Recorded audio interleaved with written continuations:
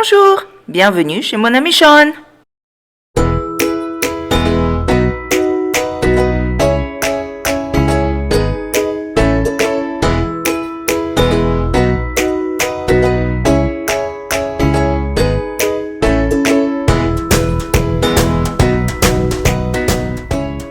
Est-ce que vous aimez les pommes de terre? Moi j'adore. J'en utilise beaucoup parce que d'abord, on en trouve partout assez facilement. C'est aussi très facile de la cuisiner dans une multitude de recettes. Et la pomme de terre nous donne plein de bienfaits et de vertus pour la santé. Et en plus de ça, c'est délicieux. Il y a vraiment une grande variété de recettes, de façons différentes pour cuisiner avec la pomme de terre. Mais aujourd'hui, je vais vous partager la meilleure recette de pommes de terre. Vous n'aurez plus besoin de connaître d'autres recettes. Cuisiner chez soi, c'est pas compliqué du tout. Vous serez surpris en regardant cette vidéo.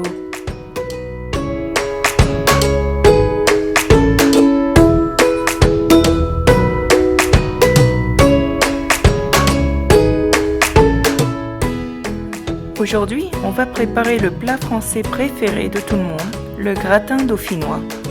Apparemment, le gratin dauphinois a été présenté en 1788 dans la région autrefois de Dauphiné, qui est maintenant la région de Grenoble. C'est pour cette raison que le gratin de pommes de terre est appelé ainsi.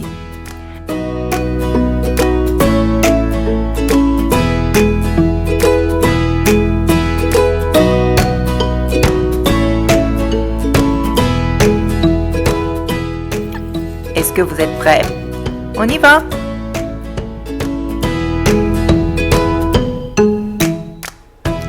Pour faire ce gratin de pommes de terre, on a besoin bien sûr des pommes de terre, de la crème, du lait, du sel et du poivre. Moi, j'ajoute également de la poudre d'ail, de l'oignon, de la noix de muscade et du fromage. La première étape est d'éplucher les pommes de terre, puis coupez-les en fines tranches. Vous pouvez utiliser la mandoline ou une machine. Versez d'abord un peu de crème dans le plat à gratin. Pour ce qui est de la crème, vous allez mélanger la crème avec le lait. J'aime bien mélanger 2 tasses de crème avec 1 tasse de lait. Vous pouvez aussi très bien utiliser le half and half qu'on trouve dans les supermarchés ici aux États-Unis. Je vais là-dessus étaler une couche de pommes de terre en fines tranches, saupoudrer un peu de sel, du poivre, de la muscade, de poudre d'ail et d'oignon. Et si vous oubliez de mettre un des assaisonnements, il n'y a pas de souci, vous pouvez toujours l'ajouter lorsque vous mettrez une autre couche.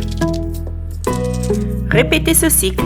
Versez la crème, étalez les pommes de terre, saupoudrez de sel, de poivre et d'autres épices. Moi, j'aime bien ajouter du fromage râpé. À l'origine, le plat ne contient pas de fromage, mais qui n'aime pas le fromage?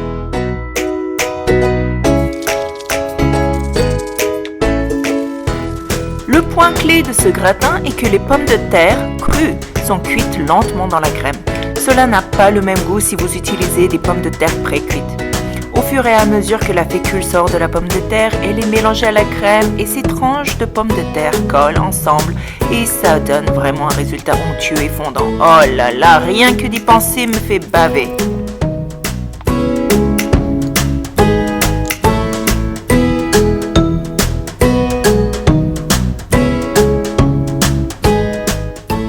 La préparation est terminée maintenant. Préchauffez le four à 170 degrés ou 350 degrés Fahrenheit. On va le mettre au four pendant 1h30 à peu près.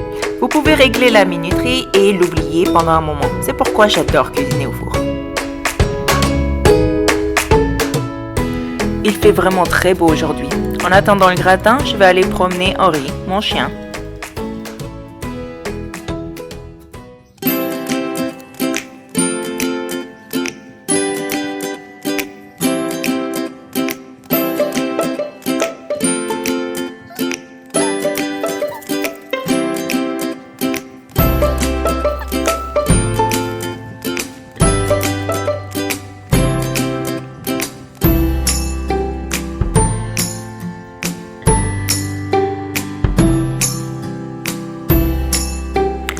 On va rentrer pour jeter un petit coup d'œil à notre gratin.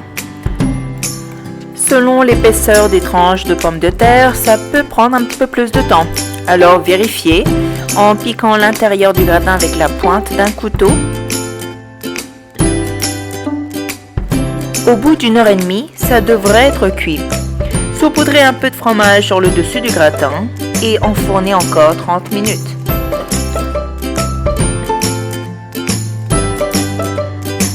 Voilà, le gratin est prêt maintenant.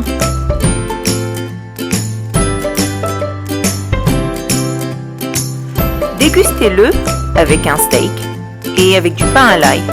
C'est un vrai délice. Bon appétit!